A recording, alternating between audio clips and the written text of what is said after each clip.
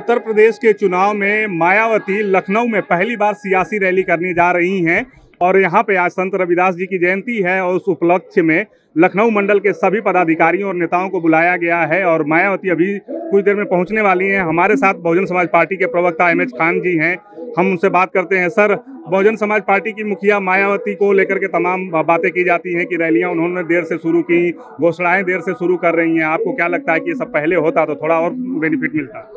नहीं, पहले क्या होता, पहले क्या होता बताइए ना।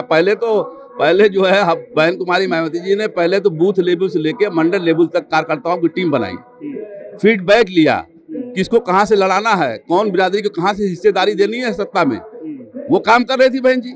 बहन जी बैठी थोड़ी थी, बहन जी तो 2 साल से लखनऊ से गई नहीं, दिल्ली नहीं गई। एक दिन के लिए माता जी का उनका देहांत हुआ था, एक दिन के लिए गई थी, फिर लखनऊ आ गई।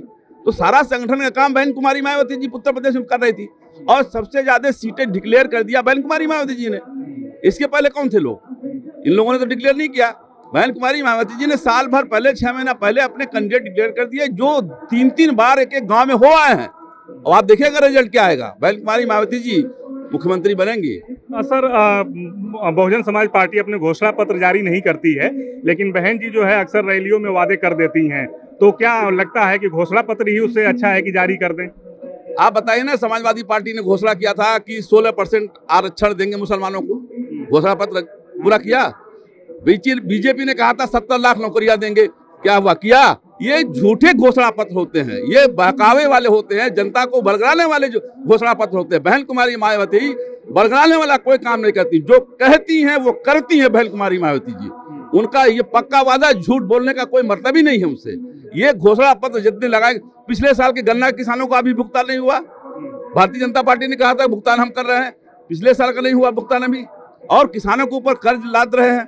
बहन कुमारी मायावती जी ने पहले 125 से लेकर 250 तक गन्ना का दाम बढ़ाया। फिर उसके बाद टिकैत के पिताजी यहाँ पर आए थे, जब वो जिंदा थे, उन्होंने कहा कि मुझे धरना प्रदर्शन करने आए हैं, हमारे गन्ने का दाम 20 रुपया बढ़ा दीजिए। बहन जी ने कहा, बात किया, वार्ता किया, आप कहा आप घर जाइए, धरना प्रदर्शन खत्म करिए और सुबह अखबार में पढ़िएगा। सुबह अखबार में 40 रुपये गन्ने का दाम बढ़ाया है। कोई पार्टी बता दीजिए, समाजवादी पार्टी हो, भारतीय जनता पार्टी हो, कोई पार्टी हो, किसी ने दाम बढ़ाया हो इतना? किसी ने नहीं बढ़ाया। 10-10 चीनी मिलों पर FIR दर्ज कराया था गन्ना भुगतान के लिए बहन कुमारी मायावती जी ने। बहन कुमारी मायावती जी काम में विश्वास रखती हैं। सर, आप गन्ना किसानों की बात कर रहे हैं और महेंद्र टिकैत का जिक्र किया। राकेश टिकैत इस आंदोलन का चेहरा थे और वो आजकल जो है निकले हुए हैं और कह रहे हैं कि भारतीय जनता पार्टी को सबक सिखाएं। क्या आप लोगों की कोई मुलाकात हुई है राकेश टिकैत जी से? नहीं, राकेश टिकैत जी से मुलाकात कोई इस तरह की नहीं हुई, जैसे अक्सर डिबेट वगैरह में होती रहती है, लेकिन उनका मन है कि भारतीय जनता पार्टी को हराया जाए। तो भारतीय जनता पार्टी को हराने के लिए जब तक हम बहुजन समाज के साथ नहीं खड़े होंगे, नहीं हरा सकते हैं। बहुजन समाज के साथ खड़ा होना पड़ेगा। लेकिन अखिलेश यादव ये कह रहे हैं कि अगर आप कांग्रेस को वोट देते हैं और बसपा को वोट देते हैं तो बर्बाद जाएगा, ये कहीं लड़ाई में है ही नहीं। अखिलेश यादव तो अपने बाप के नहीं हुए, अखिलेश यादव अपने चाचा के नहीं हुए, अखिलेश यादव अपनी बहन के नहीं हुए, जनता के क्या होंगे? झूठ बोलते हैं। और अखिलेश यादव ने ऐसे आदमी को पार्टी में शामिल किया है, सुनील सिंह नाम सुना होगा आपने। सुनील सिंह ने कहा कि मुसलमान औरतें और बेटियां जो कब्रिस्तान में दफन कर दी गई हैं, उनको निकाल कर रेप किया जाएगा। और अखिलेश यादव ने मन साझा करके पीठ ठोका, शाबाश शाबाश। तो मुसलमान क्या करेगा भाई? अपनी बहन बेटियों को कब्रिस्तान खुदवाएगा? अखिलेश यादव का ये जहरीला बयान, उसके नेता का जहरीला बयान।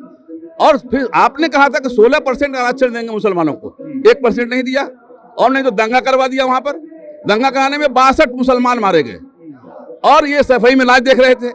तो जनता ने सब देखा है, सब समझा है कि ये क्या है और क्या कर सकते हैं।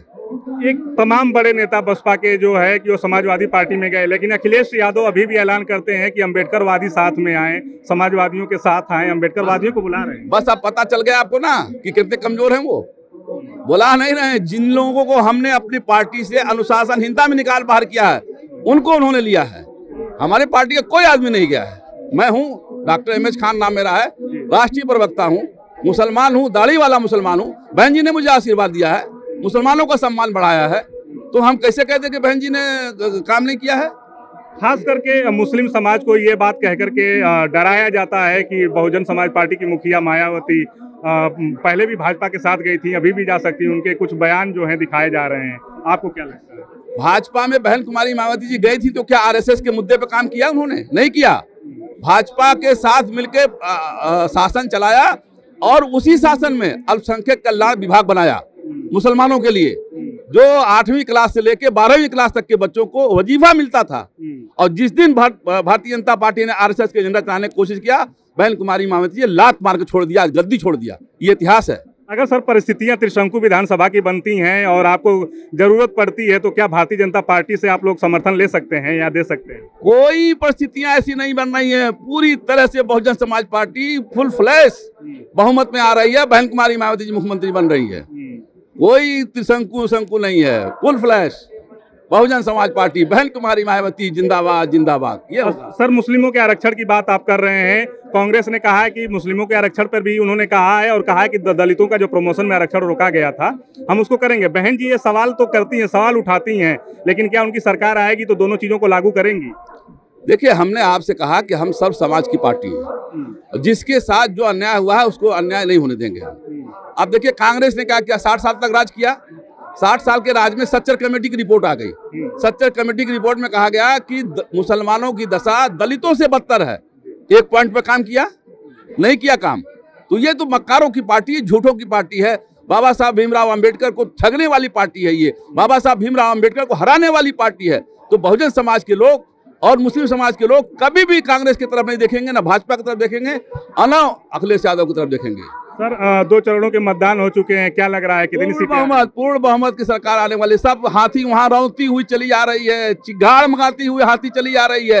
पूरब तक चिगाड़ मचा के रख देगी, साइकिल भी दबेगी, कमल भी दबेगा और पंजा तो टूट टाट के बराबर हो जाएगा। तो ये हैं एमएच खान, जिनका दावा है कि बहुजन समाज पार्टी की पूर्ण बहुमत की सरकार बनेगी और सारी पार्टियां देखती ही रह जाएंगी। सहयोगी दिनेश के साथ Sushil Kumar, Daily Insider, Lucknow. UP और देश दुनिया की तमाम ताजा तरीन खबरों के लिए आज ही गूगल प्ले स्टोर से इंस्टॉल करें हमारा तेजी से उभरता न्यूज ऐप डेली इंसाइडर।